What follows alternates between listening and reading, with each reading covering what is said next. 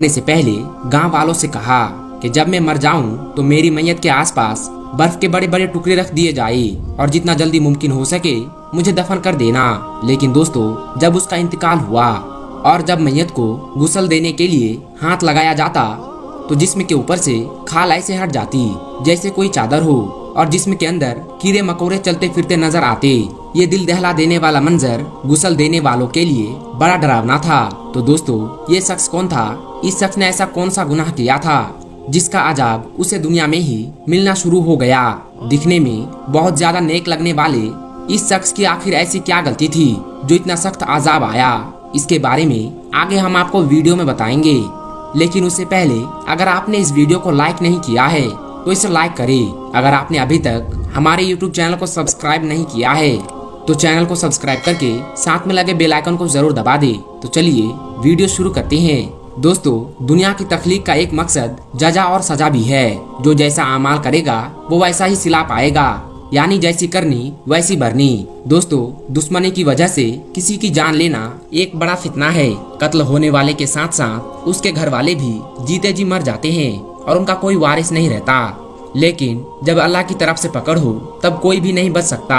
दुनिया में होने वाली पहली मौत का सबब भी कत्ल ही था और दुनिया का पहला जुर्म भी कत्ल करना था।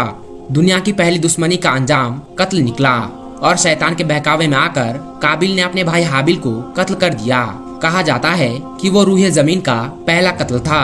जब आदम अलैहिस्सलाम और अम्मा हवा को पता चला कि उनके बेटे का कत्ल हो गया है तो वो अपने बेटे की याद में इस कदर रोए कि आसमान पर उनके दुख को देखकर फरिश्ते भी रोने लगे। दोस्तों, आज की वीडियो में जो वाकया हम आपके सामने पेश करने जा रहे हैं, ये वाकया आज से तकरीबन 50 साल पहले का है। ये पाकिस्तान के लाहौर के एक इलाके की बात है जहाँ पर एक शख्स रहता था जो दिखने में बहुत नेक लगता था। जब वो लाहौर में नया नया आया तो मुसाफिर के तौर पर मस्जिद के अंदर रहने लगा और बाद में इसी इलाके में ये शख्स रहने लगा। ये शख्स नमाज का पाबंद था और सबसे बहुत अच्छी तरह से बात करता था। इसको तमाम गांव वाले जानते थे।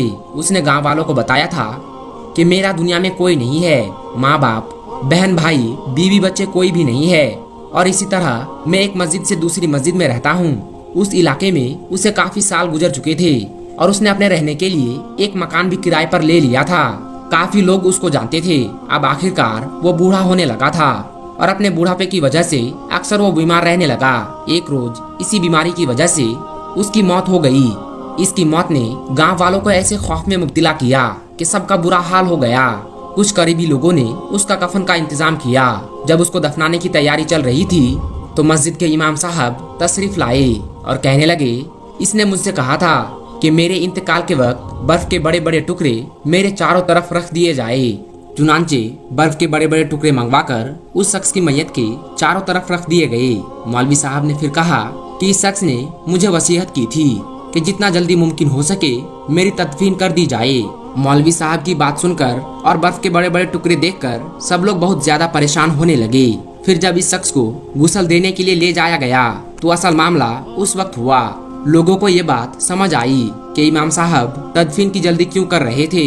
गुस्ल के दौरान इसके जिस्म पर जहाँ भी हाथ लगाया जाता तो वहाँ की खाल ऐसे हट जाती जैसे कोई चादर हो और जिस्म के अंदर कीड़े मकोड़े चलते हुए दिखाई देने लगे। इसके बाद उसका गुस्ल फौरन रोक दिया गया। इमाम साहब को फिर से बुलाया गया। इमाम साहब भी ये देखकर बड़े खौफजदा हुए और बेइख्तियार उनके मुंह से निकला कि इसने मुझे अपने बारे में बिल्कुल सही बताया था और इसकी बात बिल्कुल सच साबित हुई।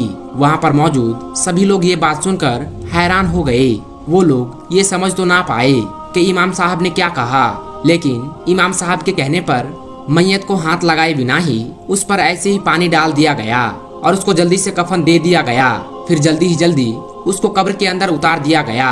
चुनांचे दफनाने के बाद इमाम साहब ने बताया कि इस आदमी ने अपने बारे में मुझे कुछ बताया था और वही चीजें आज मैं देख चुका हूँ। मामला ये था कि वो अपने जुर्म के लिए बहुत परेशान था और बहुत शर्मिंदा भी था। इमाम साहब ने कहा कि इस शख्स ने मुझे बताया था कि मैं एक कातिल हूँ, मुझसे एक आदमी का कत्ल हो गया था। मामला ऐसा हुआ कि मैं खुद पर काबू ना रख सका और बेशक ये शैतान का दखल था और मैं उसके बहकावे में आ गया था। मैंने अल्लाह के एक बंदे का नाहक कत्ल कर दिया था।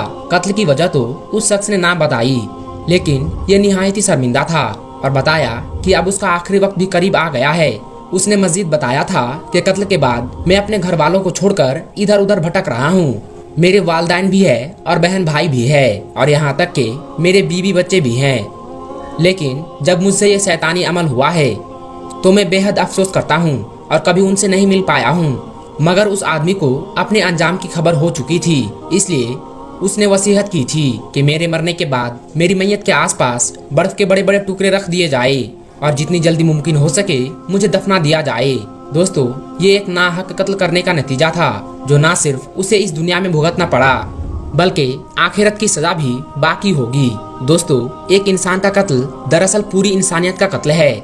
इसलिए दोस्तों, हमें कोई भी गुस्से में ऐसा फैसला नहीं करना चाहिए कि हम किसी की जान ले ले। अगर